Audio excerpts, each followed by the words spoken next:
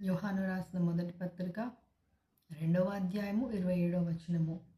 అయితే ఆయన వలన మీరు పొందిన అభిషేకము మీలో నిలుచుచున్నది గనుక ఎవడునూ మీకు బోధింపనక్కరలేదు.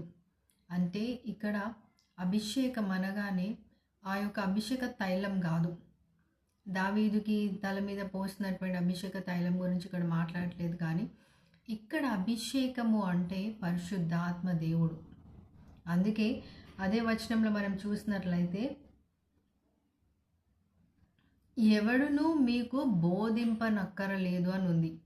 ఎందుకంటే మీలో నిలుచుచున్నది అని వ్రాయబడి ఉంది. అవునా, మన లోపల ఏముంది? పరిశుద్ధాత్మ దేవుడు ఉన్నాడు.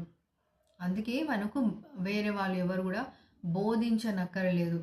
అయితే బోధించనక్కరలేదు అంటే మనకు పాస్టర్స్ కానీ ప్రాఫిట్స్ కానీ అవసరం లేదని కాదు.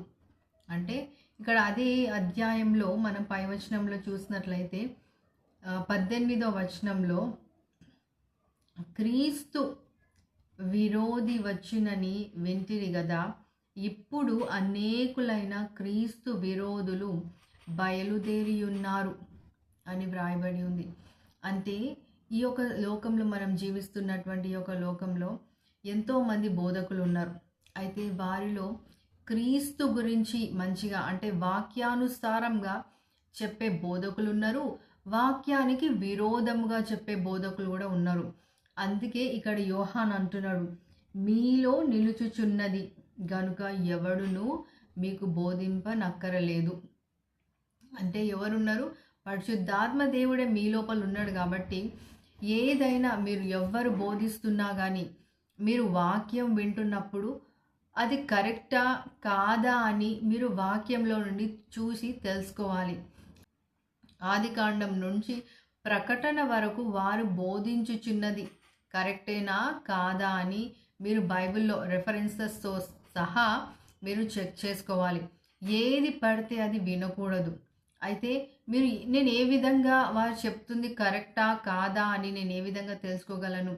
రెఫరెన్సెస్ చూసుకున్న తర్వాత అని కూడా నువ్వు అడగొచ్చు. అయితే నువ్వు ఇది తెలుసుకోవాలి అంటే నీకు పరిశుద్ధాత్మతో సహవాసం ఉండాలి, దేవునితో సహవాసం ఉండాలి. నీకు ఆల్రెడీ పరిశుద్ధాత్మ దేవుడు నీలో ఉన్నాడు. నువ్వు ఎప్పుడైతే యేసు ప్రభు దేవుడని ఒప్పుకున్నావో, నీ నోటితోని అంగీకరించినవో, అప్పుడే పరిశుద్ధాత్మ దేవుడు నీ లోపల ఉన్నాడు. అంటే నువ్వు ఎప్పుడైతే దేవునితో సహవాసం చేస్తావో అప్పుడు నువ్వు వింటున్నటువంటి వాక్యం సరి అయినదో కాదో పరిశుద్ధాత్మ దేవుడు నీకు బోధిస్తాడు. నీకు ఒక డిసర్న్మెంట్ స్పిరిట్ అనేది ఇస్తాడు. వారు చెప్తుంది కరెక్టా కాదా అని దేవుడు నీకు బయలుపరుస్తాడు. అయితే ఈ లోకంలో ఉన్నటువంటి బోధకులు, దేవుడు నేను ఏ సంఘానికి నడిపిస్తే ఆ సంఘానికి వెళ్ళు, అక్కడే వాక్యం విను. అయితే ఈ యొక్క లోకంలో మనం జీవిస్తున్నాం కాబట్టి నువ్వు వింటున్నటువంటి వాక్యం సరి అయినదా కాదా అంటే ఎవరు బోధిస్తున్నది సరి అయినదో కాదో నువ్వు తెలుసుకోవడానికి నీకు పరిశుద్ధాత్మ దేవుడి సహవాసం కావాలి, పరిశుద్ధాత్మ దేవుడి హెల్ప్ కావాలి. నీకు పరిశుద్ధాత్మ దేవుడు మాత్రమే ఆ యొక్క డిసర్న్మెంట్ స్పిరిట్ని ఇవ్వగలడు. కనుక వాక్యం చదువుతూ ప్రార్థిస్తూ దేవునితో సహవాసం చేయి.